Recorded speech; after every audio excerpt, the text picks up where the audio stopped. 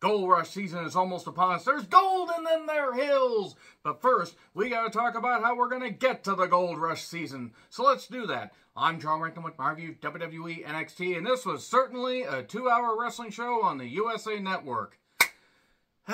Let's just get to it. The Schism was already in the ring. Good time to start a wrestling show is already in the ring. Yes, the Schism, Ava Braun, Joe Wayne Gacy, and Fowler and Jägermeister just waiting out their contracts at this point. I mean, Jägermeister and Fowler, the former Grizzled Hunk veterans, soon to be rectimized. And then we get Ali, Tyler Bate, and Wesley. They come down and they have a match because, oh, these people have been intermingling and all this and whatever. And I have not cared about anything going on with these particular people for, well, Wes and Bate, I mean, it'll be a good match. What they end up doing, since they're, hyping a little bit tension and something they did in this match might hint at something Ali might do. Later, they had a ref bump, and then we had a tag that the referee shouldn't have seen from West to Bate, so technically West should have been legal, and then West gets pinned, but then the second referee just shows up and says, no, there was a tag that you didn't see because you were hit. But I'm here because we need to advance the story in a really stupid way. And then Joe Gacy gets pinned by Tyler Bate. So, okay, thanks for coming, Schism. Then again, I got why they did it, and I certainly have no desire to see the Schism succeed because I don't have anything against people in particular. I hate this faction idea just of, oh, we're creepy people, we're a cult and everything, and we've done that before. It was done better. But good God, thank God we're moving on from that, seemingly, maybe. Anyway, so then Charlie Dempsey and Drew Gulak are trying to fire up Thea Hale. And Duke keeps calling Andre Chase and he's not answering. Maybe Andre Chase is like, I don't want to do this fake university stuff anymore. I want to do something, good that belongs in a wrestling program. Here's Steiner in all black. He talks about Rollins, how he called him out and everything, and how there's going to be accountability. I'm the meaner than evil Steiner. I mean, I know he said Braun Breaker, but Steiner's better. And then Dragunov shows up, because Steiner laid him out last week. And then here's Seth Pheasant Rollins, whoa, on the screen. And basically he says, two former NXT champions colliding. Might be kind of fun to go back to where it all started. So he accepts his challenge. This wasn't bad. It was what it was. And then we get a package on Dana Brooke, who's been with the company for 8 years. 8 years of steady, not progression. I'm going to say that much. And then Mackenzie is talking to Dana Brooke. She wants to work hard. I'm not saying she hasn't worked hard, but she's been with this company for 8 years. And this is what we're going to get with Dana Brooke. And then Cora interrupts her and slaps her. Oh, that can't possibly tease something later. It does. It does. Wes, Ali, and Bate are celebrating. And Ali says, if it hadn't been for that second ref, it would have been a whole lot different. How about I be the special guest referee when you face off for the North American Championship? And this won't hint at Ali screwing somebody over or screwing something up to lead to a three-way later. Why would you think that? It's totally going to. Thea Hale with Duke Hudson took on Cora Jade. So Cora being the older of the two in a match is just off-putting to me because I think Cora's, 22, 23? And Dana shows up later, and this was okay. I really don't like Thea's character. I mean, I don't mind people being fired up and scrappy, but it's annoying to me. And maybe that's the idea, but nevertheless, I don't know what's wrong with Thea. That's what I noted. At one point, outside, Cora, knocks Thea down, and then she's got the stick out. But then the referee takes the stick, and the referee's distracted just long enough to instead of putting it away, he decides to take it to the other side of the ring, and Dana pushes Cora into the steps. And look, you don't want to hurt people. You want to be safe. And when you're working with people, you need to make sure they take the bumps right and you don't hurt them. And that's fine. Don't be careless. If she can't even do a step spot correct, go find something else to do. Please find something else to do. Please. I don't think she's cut out for this at all. I really don't think she's cut out for this.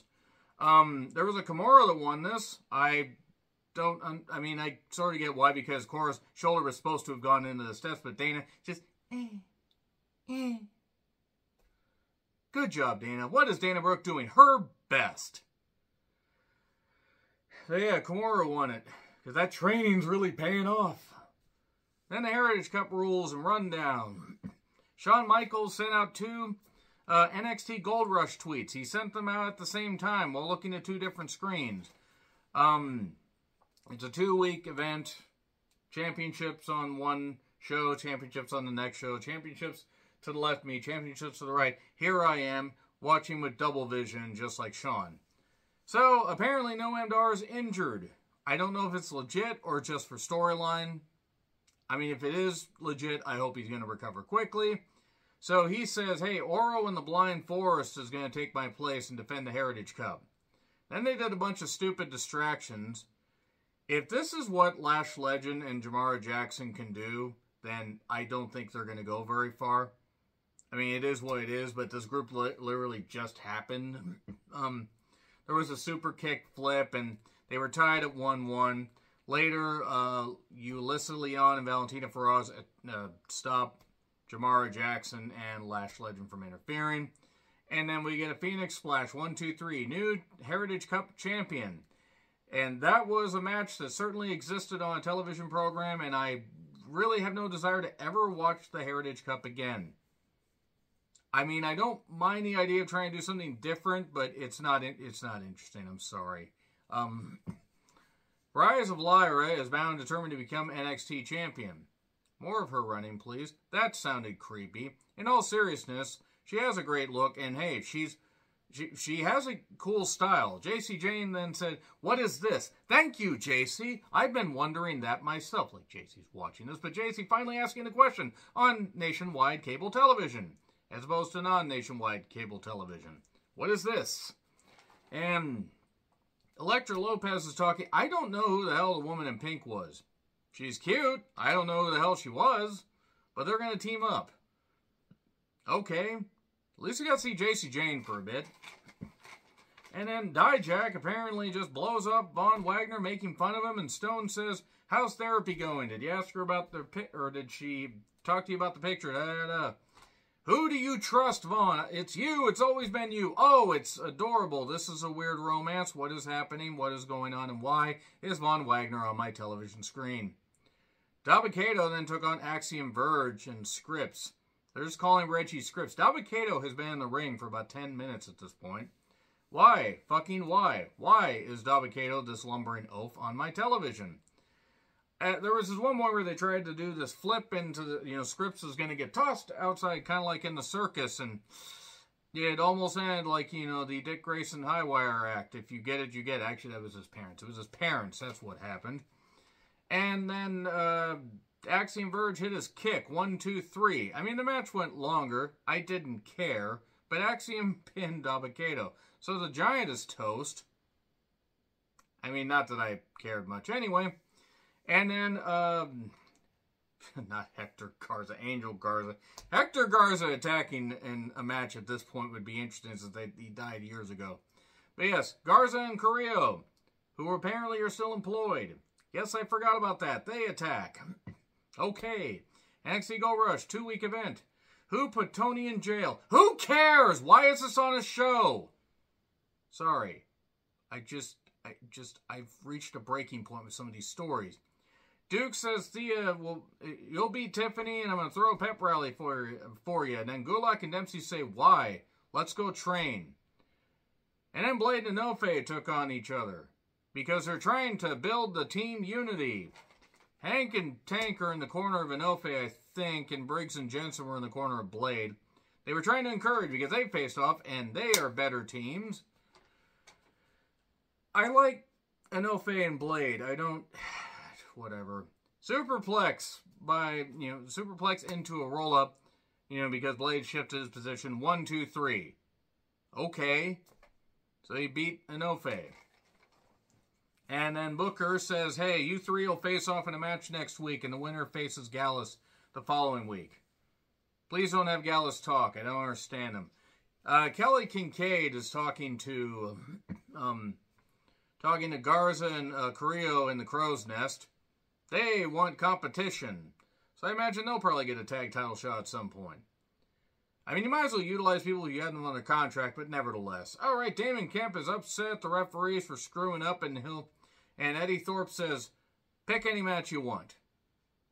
And then Blair Davenport, she basically is the parking lot villain, taking out people. Apparently there's this, like, XCOM Enemy Unknown map thing going on, wherever the hell it is. I don't know what the hell's going on. Maybe it's Metal Gear Solid. Metal Gear. She needs to hide in a box next. In fact, hide her in a box. And ship her back to the UK, because I don't understand why Blair Davenport is here. And then Tatum Paxley took on Roxanne Perez. My, oh my. Start to think Tatum might not be cut out for this unless you just, give her a lot more time. Because there were some botches, and Roxanne got a roll-up of some variety. Kind of landed on her head. That looked painful. She got the 3, and then called out Blair Davenport. Stop having Roxanne talk! Fuck! She sounds like a hostage even in front of people. Fallon Henley tells Gigi, watch out for Kiana. She's a snake. Never mind. Just going to move on from that. Lorcan, Price, and who were those two guys at outside playing dominoes? Who were they? Are they new signees? I assume so. They look impressive. I don't know what kind of names these are, but let's see what they can do. And then we get the card run out for the next 2 weeks, and then Dragunov took on Corbin.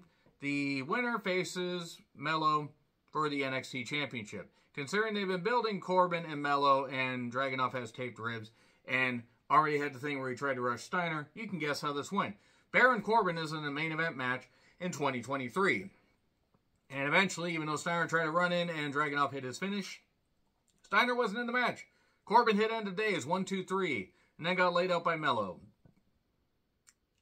I know you have to utilize people and do things, to justify the salary you pay them, but I don't think Baron Corbin can do much of anything anymore. There are a lot of people that they need to kind of move out at some point. There are some that they can't really make lifers, no matter how hard they try. There are just some that just after a number of years, and I think Corbin's been there for about 8.